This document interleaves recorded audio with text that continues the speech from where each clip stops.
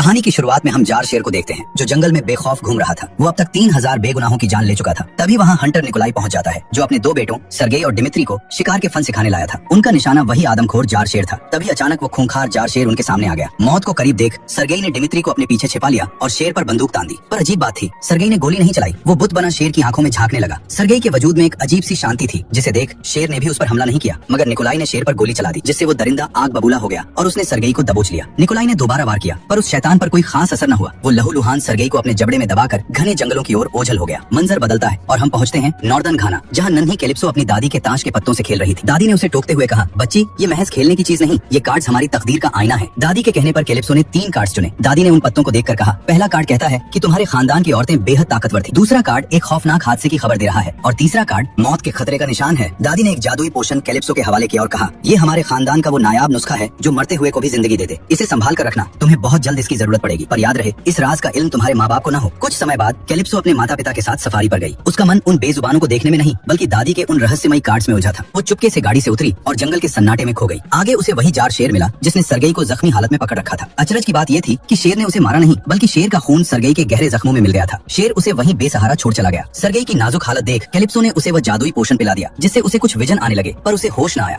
थोड़ी देर में गार्ड्स वहाँ पहुंचे और सर्गेई को फौरन अस्पताल ले जाया गया। जाते जाते कैलिप्सो ने दादी का दिया वह कार्ड सर्गेई की मुट्ठी में थमा दिया। अस्पताल में डॉक्टरों ने बहुत कोशिश की पर सर्गेई की धड़कनें थम गई। उसे मरा हुआ घोषित कर दिया गया। मगर तभी एक चमत्कार हुआ। ठीक 3 मिनट बाद उस पोशन के असर से सर्गेई दोबारा जिंदा हो गया। जार शेर का खून उसके डीएनए में मिल चुका था जिससे उसे शेर जैसी बेपनाह ताकतें मिल गई। होश आने पर सर्गेई ने उस कार्ड के बारे में पूछा पर डॉक्टर कुछ नहीं जानती थी। कुछ देर बाद निकोलाई और डिमित्री उसे लेकर घर आ गए। वहाँ सर्गेई को अपनी माँ का आखिरी खत मिला जिसमें दर्द और चेतावनी दोनों थे। मुझे माफ करना बेटा, पर तुम्हारे पिता ने मेरे लिए कोई रास्ता नहीं छोड़ा था। मुझसे वादा करो कि तुम कभी उन जैसे बेदर्द नहीं बनोगे। तभी निकोलाई ने उसे अपने पास बुलाया और गुस्से में कहा, तुम अपनी माँ की तरह कमजोर हो। तुमने शेर पर गोली न चलाकर अपनी और भाई की जान जोखिम में डाली। याद रखो अगर तुम डरते रहे तो ये दुनिया तुम्हें कच्चा चबा जाएगी। और फिर उसने सर्गेई को उस जार शेर का कटा हुआ सिर दिखाया। उस बेजुबान की मौत देख सर्गेई का खून खौल उठा। उसने गुस्से में कहा, आपने उसे मार दिया पर मेरे हिसाब से उसे आपको मार देना चाहिए था। वो अपने कमरे में गया और दरवाजा बंद कर लिया। रात के साये में सर्गेई ने पासपोर्ट और कुछ पैसे उठाए और घर छोड़ने का फैसला किया। तभी डिमित्री ने उसका रास्ता रोका। भाई आप मुझे इस जालिम बाप के साथ अकेला छोड़कर नहीं जा सकते। सर्गेई की आंखों में एक अजीब सी कश्मकश थी। डिमित्री, मेरे अंदर में कुछ बदल रहा है जिसे मैं खुद नहीं समझ पा रहा। मैं उसी जगह जा रहा हूँ जहाँ माँ हमें पिकनिक पर ले जाती थी। ये कहकर वो वहाँ से चला गया जिससे छोटे भाई के दिल में गम और गुस्से की आग सुलगने लगी। सर्गेई शिप के जरिए रूस पहुंचा और अपनी यादों वाली जगह की तलाश में निकल पड़ा। पर तभी जंगली भैंसों का एक विशाल झुंड उसकी तरफ बढ़ने लगा। उस मंजर को देख सर्गेई बुरी तरह सिहर गया और अपनी आंखें मूंद ली। तभी एक करिश्मा हुआ। एक विशाल भैंसा सर्गेई के सामने ढाल बनकर खड़ा हो गया और बाकी का झुंड किनारे से निकल गया। कुदरत ने सर्गेई को चुन लिया था। झुंड के जाते ही वो रक्षक भैंसा भी ओझल हो गया। सर्गेई अब उसी जगह पहुंच चुका था जहां उसकी मां के साथ बिताई यादें दफन थी। वहां रहते हुए सर्गेई को धीरे धीरे अपनी स्पेशल पावर्स का एहसास होने लगा। एक दिन उसकी लायन विजन ने मीलों दूर चल रहे जुल्म को देख लिया। कुछ शिकारी बेगुनाह भैंसों को मारकर उनके सींग काट रहे थे। जब तक सर्गेई वहां पहुंचा शिकारी जा चुके थे। बस 2 आदमी वहां मौजूद थे। उन्होंने सर्गेई को धमकाया पर उन्हें अंदाजा नहीं था कि वे मौत के सामने खड़े हैं। सर्गेई ने पलक झपकते ही उन्हें मिट्टी में मिला दिया। अब हम प्रेजेंट का सीन देखते हैं। सर्गेई अब एक प्राइवेट प्लेन से अपनी माँ की पुरानी जायदाद पर लौटता है। तभी उसके फोन पर भाई डिमित्री का वॉइस मैसेज आता है। डिमित्री आवाजों की नकल करने में माहिर था। उसने अपने पिता निकोलाई की आवाज में सर्गेई को डराने की कोशिश की, मगर सर्गेई का सेंस इतना तेज था कि वो फौरन जान गया कि ये महज एक मजाक है। कुछ शिकारी सर्गेई की जमीन पर फिर से घुस आए और भैंसों का कत्लेआम करने लगे। सर्गेई उनके ट्रक के सामने दीवार बनकर खड़ा हो गया। जब शिकारी नहीं रुके तो सर्गेई ने ट्रक पर धावा बोल दिया। उसका कहर ऐसा था कि उसने एक शिकारी का कान अपने दांतों से फाड़ दिया। ये दरिंदगी देख बाकी शिकारी दहशत में आ गए और जान बचाकर भागने लगे, पर वे सर्गेई की नजरों से नहीं बच सके। उसने उनकी गाड़ी का नंबर अपने जहन में दर्ज कर लिया। वो शिकारी अपने बॉस के पास पहुंचा पर वहाँ का नजारा देख उसके होश उड़ गए। सर्गेई वहाँ पहले से मौजूद था और उसने बॉस का काम तमाम कर दिया था। सर्गेई ने क्रॉसबो से उस शिकारी को भी ठिकाने लगाया और अपनी डायरी में से उसका नाम काटकर वहाँ से निकल गया। अब हम कैलिप्सो को देखते हैं। उसकी सहेली समांथा का कत्ल हो चुका था और वो भारी मन से उसके अंतिम संस्कार में शामिल होने आई थी। वहाँ सर्गेई पहुंचा और कैलिप्सो के हाथ में वही कार्ड थमाया जो बरसों पहले कैलिप्सो ने उसे दिया था।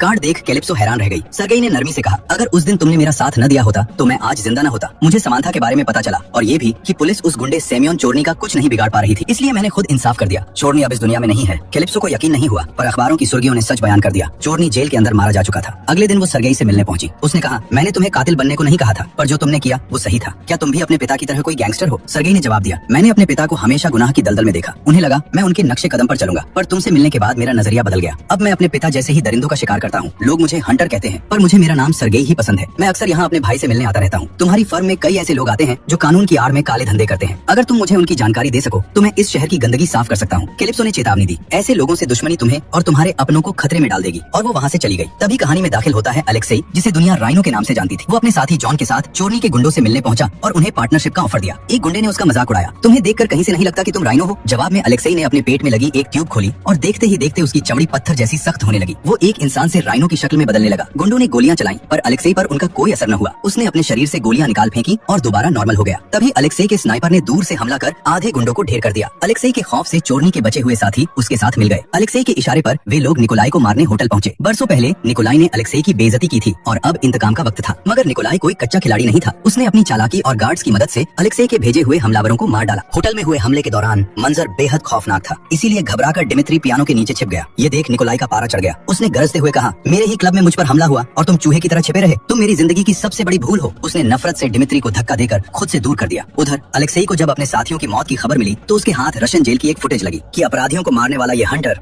और कोई नहीं बल्कि सर्गेई है। उसने फौरन फॉरेनर नाम के एक खतरनाक शिकारी को सर्गेई को खत्म करने की सुपारी दे दी। फॉरेनर सीधा उसी जेल पहुंचा जहां चोरनी का कत्ल हुआ था। वो हंटर के निशानों की खोज कर ही रहा था कि एक पुलिस गार्ड ने उसे टोक दिया। फॉरेनर ने अपनी मैजिकल पावर का इस्तेमाल किया और गार्ड को एक ऐसे इल्यूजन में फंसाया कि उसे अपनी मौत भी नजर न आई। फॉरेनर ने उसकी गन छीनी और उसे वहीं ढेर कर दिया। कहानी वापस सर्गेई पर आती है। आज डिमित्री का जन्मदिन था। दोनों भाई गिले शिकवे भुलाकर क्लब पहुंचे जहां निकोलाई भी शामिल हो गया। नशा गहराया तो सर्गेई अपने भाई को संभाल कर घर ले आया और खुद भी वहीं ठहर गया। मगर उस रात सर्गेई की आंखों में नींद कहाँ थी। उसे अपनी माँ की सिसकियां और आवाजें सुनाई दे रही थीं। बेचैन होकर वो बाहर एक पेड़ के नीचे जा सोया। अगली सुबह जब वह घर के अंदर दाखिल हुआ तो उसके पैरों तले जमीन खिसक गई। डिमित्री गायब था और उसके बिस्तर पर ताजा खून के धब्बे थे। सर्गेई पागलों की तरह छत पर भागा। वहाँ से उसने देखा कि कुछ नकाबपोश गुंडे डिमित्री को घसीटते हुए कार में डाल रहे हैं। बिना एक पल गंवाए सर्गेई छत से नीचे कूद गया। उसके शरीर पर एक खरोंच तक न आई। यही तो उस जार शेर के खून का असर था। वो बिजली की रफ्तार से दौड़कर कार के पीछे लपका। उसने कार के ऊपर चढ़कर खिड़की तोड़ने की नाकाम कोशिश की पर गाड़ी बुलेट प्रूफ थी। वो सड़क पर गिर पड़ा और बेबसी से देखता रह गया जब गुंडे डिमित्री को लेकर हेलीकॉप्टर में सवार हो गए। सर्गेई ने एक जाल फेंक कर उसे रोकने की आखिरी कोशिश की पर नाकाम रहा और सीधा ठंडी नदी में जा गिरा। हेलीकॉप्टर ओझल हो चुका था।